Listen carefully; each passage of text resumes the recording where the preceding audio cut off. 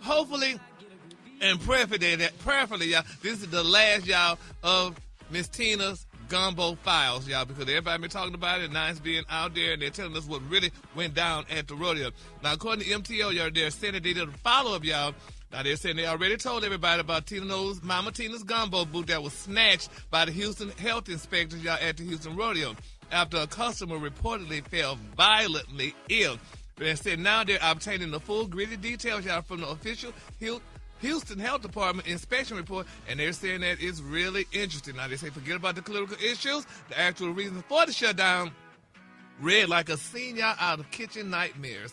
And people, saying that people cherish the gumbo, y'all, but a lot of people said it was just not there. Now, here's it goes. Now, they say the most shocking find, y'all, in the report, they're saying inspectors discovered, y'all, that the gumbo, which Tina says that takes 20 hours to prepare, was being stored, y'all, in a non-food grade orange buckets. This is what they're saying. Now, they're saying while these look like the 5-gallon buckets that you buy at a hardware store, they are a massive health violation because the chemicals, y'all, which we talked about this from the plastic, can leach, y'all, directly into the hot food. Now, they say, quote, food being stored inside of non-food grade containers that may contaminate food. The inspectors wrote in the report, and it was just very people interesting about it. Now, they said it also turns out, y'all, that the gumbo wasn't even being made at the rodeo. They're saying that the investigation revealed a complicated... You can't make no gumbo at no rodeo. Right. Well, you could bring a stove, and honey, when you're rich like that, you could bring some butane stoves. You need more. That gumbo I made gumbo yesterday. Yeah. It needs to be, and it takes all day to make, number one, and it needs to be made in the kitchen. Well, when you're rich, honey, evidently Miss Tina made it allegedly at an off-located area. Now, they're saying that the investigator revealed that a complicated, unapproved supply chain, this is what they're saying, y'all. Oh, they're saying the gumbo was prepared at an off-site location. Then it was moved to a freezer at an unlicensed facility without any temperature logs. They say finally it was transported back to the rodeo to be thawed and served. Okay. They said, First of all, seafood is temperamental. Yeah. You cannot put hot gumbo in a cold fridge at all. Mm-hmm. You have to leave the top off and allow it to cool in a clean place so it could cool, then refrigerate or freeze.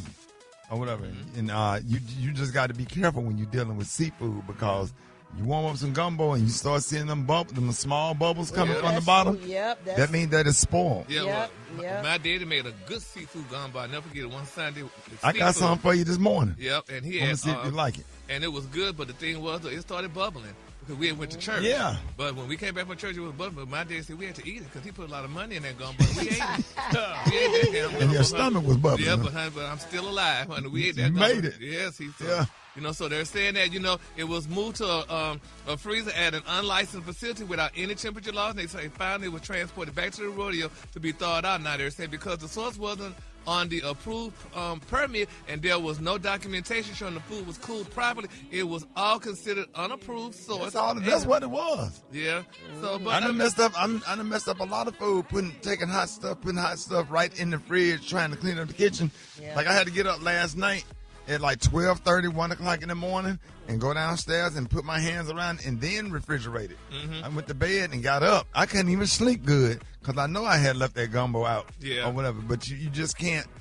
You just can't refrigerate it, or you really gonna mess it up. Yeah, but they say after all of that, they're saying to their credit, the operators, which is great of Miss Mama Tina's, were reported very cooperative. They said they spent the shutdown period being educated by the city on a rapid cooling methods and proper thawing. So it was great. So everybody cooperated and what have you. But in her defense, it's hard to make gumbo for thousands and thousands of people because it ain't just making the gumbo. Mm-hmm. I'm sure her gumbo is good because ain't no way Miss Tina Knowles would make some gumbo in the night. I bet her gumbo is good. She's from where she's been talking about that gumbo for years. Yeah. But what happens after she make it and where it's stored and it could have went bad somewhere, that's probably more likely to happen if anything happened in her defense. Yeah, well, she should have had a storefront there maybe. I'm sure she could have bought a whole building and put it right there at the rodeo and had her freezer and all that stuff with her gumbo in it and everything like that. But, we're glad now the gumbo files are probably over with now and, everybody can make their own gumbo and be happy. I just like to cook. I'll never open up a restaurant. Oh, hell no. I seen black women going in on her so bad, and it was the video like I played in here. It was just so nasty and so mean. I saw him do that to Gladys Knight. I saw him do it to who else had a restaurant. Every time somebody have a restaurant, they go and make videos and be negative. Yeah. And I just don't see white people do that to each other. We just tear each other down so bad. Even if you don't like it, you just kind of like, that's not for me. I'm gonna keep that to myself. But to try to embarrass somebody, but that's making an effort to have something, I just don't agree with that. Everybody entitled to their own opinion, and just because you can don't mean that you should. Yes, I would never do that to her. If I had a restaurant, I feel bad about it. I would have some Vietnamese fronting for me, honey. You would never know what's Me too. Yeah. Me too. I'll just make that money and go in there and be a patron and sneak in the back with a mask on. You'll never know. But the minute they find out it's yours, the hatred, message, the self-hate is bad. Yep. To tear her down over if you don't like the gumbo, throw it away, ask for a refund quietly go, well, why would that's Beyonce, Mom. Why would you do that to her? Just don't eat it. Just don't eat it. Yeah, you wouldn't know. I would never open up a restaurant. And I know damn well I can cook. I cook. And I'm talking about I cook so help me God. God has gave me a gift to cook. But I never serve the public.